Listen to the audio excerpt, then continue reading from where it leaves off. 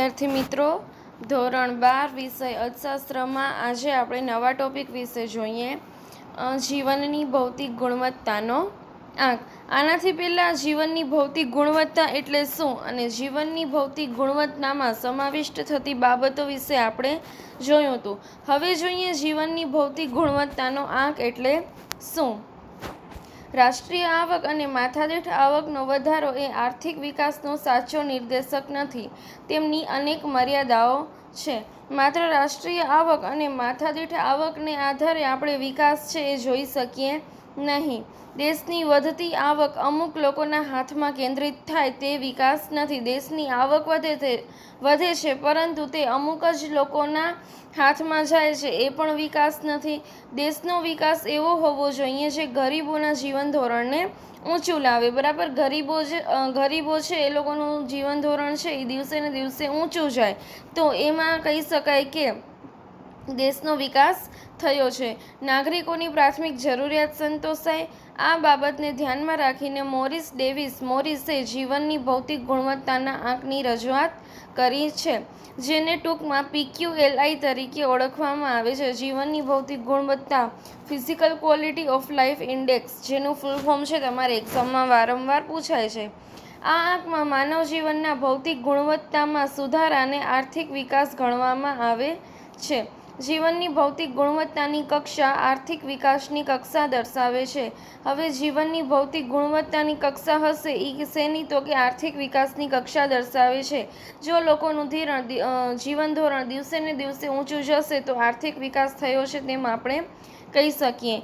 કોઈ એક દેશ કે રાજ્યમાં બીજા દેશ કે રાજ્યની તુલનામાં માનવ જીવનની ભૌતિક ગુણવત્તા ચઢિયાતી હોય તો એનો અર્થ એવો થયો કે તે દેશ અથવા તો તે રાજ્ય આર્થિક વિકાસની કક્ષાની સપાટી કેવી છે, ઊંચી છે, કેમ કે એમાં જીવનની ભૌતિક ગુણવત્તાનો આંક પણ ચડિયાતો છે.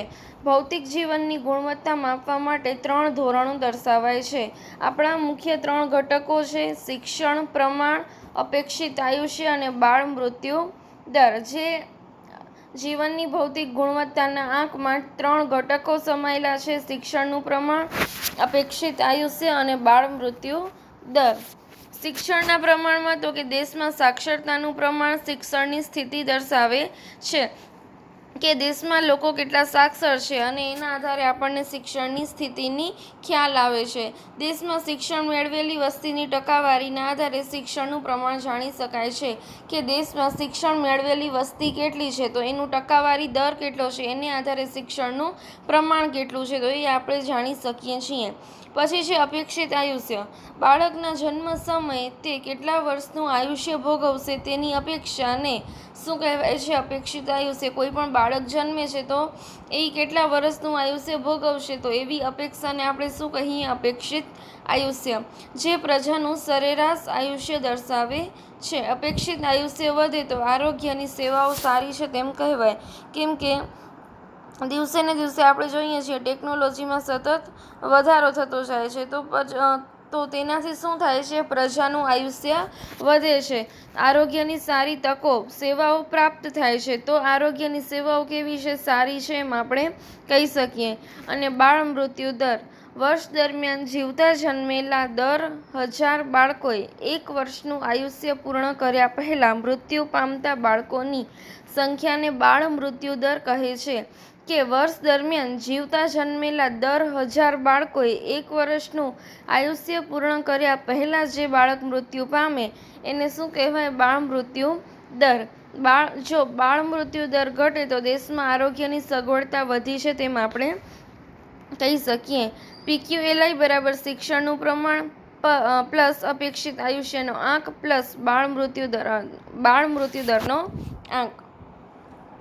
હવે PQLIમાં માત્ર 3 બાબતો જ કેમ લેવાય છે? તો કે આ 3 બાબતો અંગેના વિશ્વાસપાત્ર આંકડાઓ દેશમાં મેળવી શકાય છે. કે આપણે જે ઉપરની 3 બાબતો જોઈ તો એ અંગેના જે આંકડાઓ છે એ આપણે મળી શકે છે.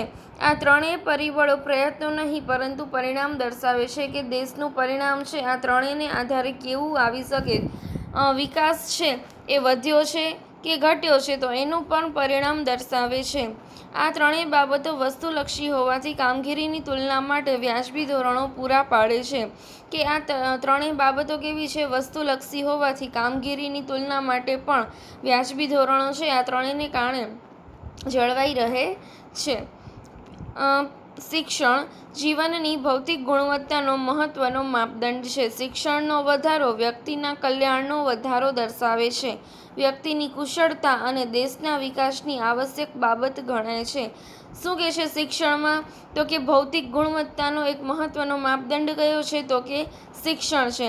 અને શિક્ષણનો વધારો વ્યક્તિના કલ્યાણનો પણ વધારો દર્શાવે છે. અને વ્યક્તિનું કલ્યાણ શેમાં રહેલું છે? તો કે સુખાકારીમાં. તો કે વ્યક્તિની કુશળતા અને દેશના વિકાસની એક આવશ્યક બાબત કઈ છે? તો કે શિક્ષણ છે. બીજું છે અપેક્ષિત આયુષ્ય.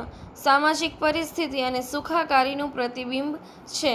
અપેક્ષિત આયુષ્યનો વધારો સમાજની પરિસ્થિતિ કેવી છે અને લોકોની સુખાકારી કેટલી છે તો એ અપેક્ષિત આયુષ્યને આધારે ખ્યાલ આવે છે. પોષણ, તબીબી સારવાર તથા પર્યાવરણીય સંજોગોનું પરિણામ કે પ્રતિબિંબ છે. અને ત્રીજું છે બાળ મૃત્યુ દર. સામાજિક પરિસ્થિતિ અને સુખાકારીનું પ્રતિબિંબ છે. બાળ મૃત્યુ દર પીવાના સ્વચ્છ પાણી, ઘરનું પર્યાવરણ, મહિલાઓની સંખ્યા, માતૃત્વની કામગીરીનું સંવેદનશીલ પ્રતિબિંબ છે. એને આધારે બાળ મૃત્યુ દર કેટલું છે, એની કઈ કઈ કામગીરી છે, એની કામગીરી કેવી છે, ઊંચી છે, નીચી છે, તો એના આધારે બાળ મૃત્યુ દરનું પ્રમાણ છે દેશનું જાણી શકાય છે. ઓકે, હવે એની આંકની રચના કઈ રીતે થાય છે? તો કે જીવનના ભૌતિક ગુણવત્તાના આંકની રચના. તો કે શિક્ષણ, આયુષ્ય અને બાળ મૃત્યુ દરને 100નો ભાર આપવામાં આવે છે. પછી તે નિદર્શની કામગીરીના આધારે 0થી 100ના આંકની વચ્ચેના ગુણ મૂકવામાં આવે છે. બરાબર, 100નો આંક આપવામાં આવે છે અને જેનો જેટલો દર હશે એનો દર શેમાં હશે? 0થી 100ના આંકની વચ્ચે. આ ત્રણ બાબતોમાં એ દેશને મળેલા ગુણોનો સરવાળો થાય છે. આ ત્રણ બાબતોમાં શું થાય છે? તો કે દેશને મળેલા જેટલા પણ ગુણો છે, ત્રણેયનું જેટલા પણ ગુણો છે ત્રણેયનો શું થાય? સરવાળો થાય છે. સરવાળાને 3 વડે ભાગીને સરેરાશ કાઢવામાં આવે છે. જેટલો પણ સરવાળો મળ્યો હશે એમાં આ 3 બાબત છે તો એને ભાગ્યા 3 કરી અને એની સરેરાશ કાઢવામાં આવશે. જે આંક મળે તે PQLIના આંક તરીકે ઓળખાય છે. પછી છે એની મહત્વની બાબતો. જેમ દેશનો PQLI 100ની નજીક, તે દેશની ઉપરયુક્ત ત્રણેય બાબતોમાં કામગીરી ઉત્તમ છે તેમ કહી શકાય. બરાબર, હવે જેમ આંક છે એ 100ની નજીક હશે એમ વિકાસ થયો છે એમ આપણે કહી શકીએ. જેમ 0ની નજીક છે તો કામગીરી કેવી છે? ઉતરતી કક્ષાની જેમ આપણે કહી શકીએ. પછી એની રચના, PQLIનો આંક 0થી 100ની વચ્ચે હોઈ શકે છે. ચોથું છે PQLIના આંકથી એક જ દેશના 2 રાજ્યો કે 2 જુદા જુદા દેશોની તુલના થઈ શકે છે કે કોનો PQLI ઊંચો છે અને કયા દેશનો PQLI નીચો છે.